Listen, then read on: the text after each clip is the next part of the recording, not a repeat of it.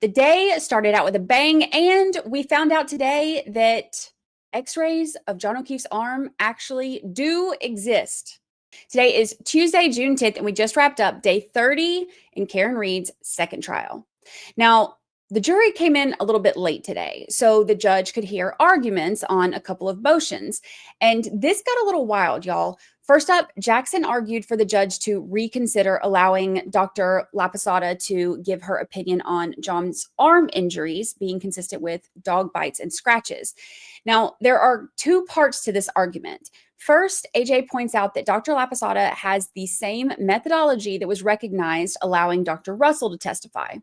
Plus, she's like incredibly qualified. She literally taught medical school classes on dog bites. And AJ goes over a list of exactly how qualified she is for this. And it's pretty impressive. The second part to this argument is that Brennan literally opened the door for her to give her opinion. Jackson says that they went back and played the video of Brennan questioning Dr. Russell on cross. And for about 5 or 6 minutes, Hank questions Dr. Russell about Dr. Lapisada and her opinions. Hank asked Dr. Russell if she saw the report that Dr. Lapisada did where she gives her opinion on dog bites. And Dr. Russell says no, but she would have liked to have seen it. And that's because she's curious. But because of Hank's questioning, the jury hears that Dr. Lapisada has an opinion on dog bites, and now he has asked the judge to not allow her to give it. Jackson argues that it was a calculated move to make the jury think that there's a reason that the defense is trying to hide that opinion. But in reality, her opinion is consistent with Dr. Russell's. So Jackson makes an argument to allow this. And what he says sums up so many of the issues that I think have surrounded this case. I want to talk for just a second. And that has, by the way, that has constitutional implications. Ms. Read is entitled to a fair trial. Not a fair trial that the Commonwealth designs. Not a fair trial that the Commonwealth curates, but a fair trial. Brennan gave his argument, which was basically that the defense is to blame because he says that they are trying to introduce inadmissible evidence and hearsay. And he says that he didn't specify if she read an opinion about a dog bite. So when AJ got back up there, he fought against that. He wanted to read Hank's own words to prove him wrong. Now, this resulted in a shocking moment between the attorneys. Take a look. Mr. Brennan literally just said, I didn't elicit any information about dog bites. I just asked about her experience. Question by Mr. Brennan. That's not what I said. That is Excuse not me. No, I'm not going to. So I heard what Mr. Brennan said. You don't need to tell me what Mr. Brennan said, but go ahead to your argument. How about if I quote his words? How about that? So after a short break, the judge came back and gave her ruling. And despite Brennan opening the door and the doctor being qualified, Judge Bev still denied it. Jackson was understandably not happy with this decision. Your rights are saved. I'm going to give an instruction regarding burden shifting. So. I just think it's outrageous. I think the conduct is outrageous. And I don't think that a curative instruction can do anything except bring the point home again. Okay.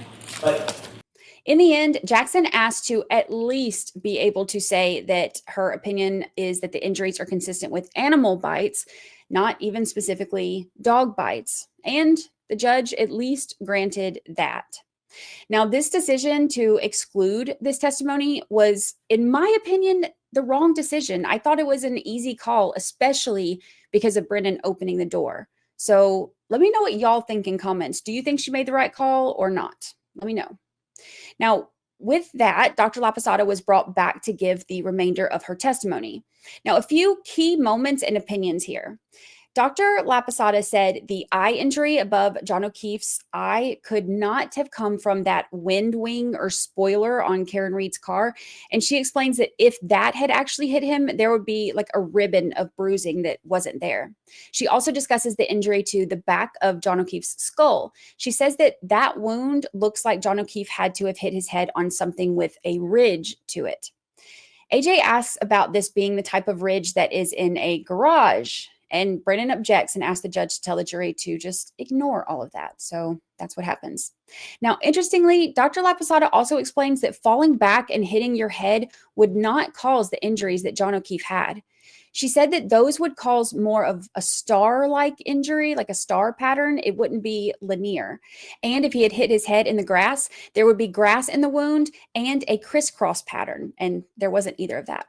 Now, also, Dr. Lapisada says that she believes the Lucas machine that does the chest compressions in the ambulance and at the hospital, she says that that's what caused the hemorrhaging on John O'Keefe's stomach, not hypothermia. In fact, she doesn't agree that he had hypothermia at all. And Dr. Lapisada's medical opinion is that John O'Keefe died from brain injuries and skull fractures due to blunt force trauma of the head. And he was already dead when his body began to cool. Now, this would line up with the defense's theory that John O'Keefe was killed or died somewhere else and then moved to the yard. And finally, Dr. Lapisada was able to give her opinion that the arm injuries are consistent with animal bites or claw marks. And when AJ asked if she was able to rule out the arm injuries being caused by a motor vehicle impact, she said, absolutely. Moments later, when he asked her to explain, she said this. Do Mr. O'Keefe's patterned injuries on his right arm, do they correspond to injuries that could have been produced by irregular fractured plastic pieces impacting his arm? No, not at all. Why do you say that? First of all, those injuries are patterned injuries from an animal bite. We have the canines, we have the incisors. All right, so I'm going to strike that, and let's see you at sidebar. Now, I get that they stopped her from saying all this, but when you ask a doctor to be a doctor, you're going to get a doctor's answer. But it was struck, and there was yet another sidebar. After a morning recess, Dr. Lapisada's direct testimony concluded, and she and Alan Jackson kind of dropped a bomb. Remember when Welcher testified that there were no x-rays done of the arms and hands of John O'Keefe, so they can't verify that there were no broken bones? Well, not only is that not accurate, but Jackson brought out the x-rays, and Dr. Lapisada confirmed that she had seen them, and there were no broken bones. So that leaves the question, was Welcher wrong? Or did Brennan not give him those x-rays? Let me know what you think. How do you think that whole situation happened? Now, on cross, Hank actually began everything a lot calmer than I expected and a lot calmer than what we've seen from him before. And maybe that's because Dr. Lapisada kept correcting him on different things, including right from the start when he said, "Good afternoon." Good afternoon, Dr. Lapisada. 6 minutes till the afternoon. Good afternoon. That's okay. There were quite a few things that the doctor corrected Hank on, and she had no hesitation. You can tell that she really knows her stuff. And there was also a moment that apparently had all of the jurors laughing. Hank Brennan was asking Dr. Lapisada about the brain, and she had described it in great detail, including brain matter and swelling and bleeding and all of this stuff. But even after all of that, Hank Brennan's comparison is what was just a little bit too far for this doctor. Do you agree that a brain is very soft, consistent with, for example, tofu? Oh, gross. No. What do you mean? It is soft. Is it that soft? Is that the texture of Well, it? it depends on what kind of tofu you have. Okay. Now, when the jurors were sent to lunch, the judge heard some arguments of some issues that Hank Brennan wanted to bring up during cross. There was an audit done when Dr. Lapisada was the chief medical examiner for Rhode Island, and the audit included criticisms for the medical examiner's office having a backlog of autopsy reports, and there was also criticism of Dr. Lapisada having people from her office at the scene of a large fire, but she didn't arrive until 17 hours later. Now, Jackson says Lapisada resigned after that because she refused to sacrifice quality for speed. And he says the fire criticism is a 25-year-old political argument. It wasn't what Brennan was trying to make it out to be. Jackson also said he doesn't believe Hank's arguments about Dr. Lapisada's credibility are actually in good faith, considering Hank himself has apparently hired or consulted with Dr. Lapisada about 4 or 5 times himself. I will say, I don't think that attacking this witness's credibility is in good faith by the Commonwealth. Mr. Brennan himself has hired Dr. Lapisada personally no fewer than 4 or 5 times. Maybe it's 3 or 4 times. He knows her qualifications. He knows the quality of her work. He's actually undertaken to consult with her as a medical examiner. Now, Hank said AJ has a way with words, and he denies hiring her that many times, and he says he's not working with her anymore anyway. Now, I don't think the cross really went how Hank was hoping, because he brought up the negative publicity, and Dr. Lapisada shut it down pretty quickly. Did you receive criticism that for over 17 hours officials were asking you to come to the scene and you refused? It was untrue. It was printed in the newspaper. We looked up all the phone records and provided it to the newspapers and showed that nobody called me to go. I would have gone if I needed to. I had my investigator there. It was just bullshit. No, it was erroneous stuff. The doctor was easy to follow, and she was firm in her conclusions. I think that she was a strong witness for the defense. So let me know what y'all think in comments. Now, at the end of the day, the defense called Dr. Daddy Rentschler from ARCA to the stand. He's a biomechanist who is going to testify about the injuries that John O'Keefe would have sustained on impact based on the testing that he and Dr. Wolf did.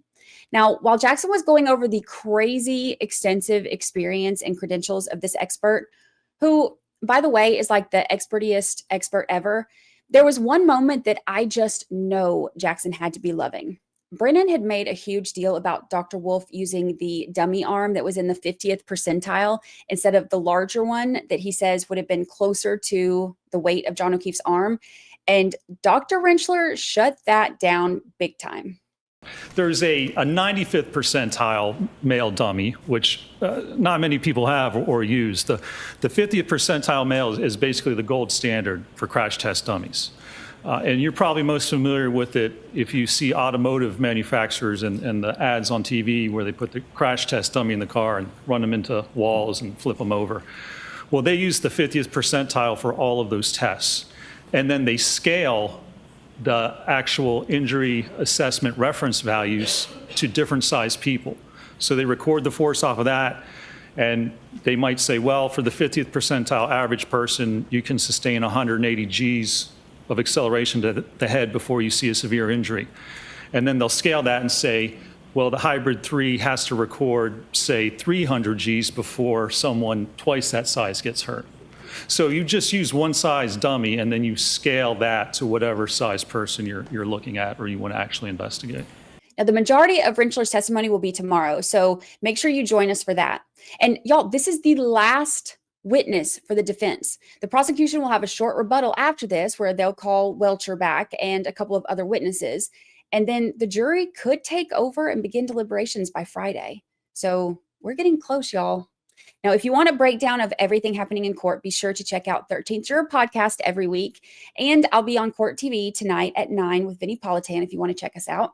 And of course, we will be back live tomorrow morning at 9 a.m. for court right here on Crime Junkie Jury.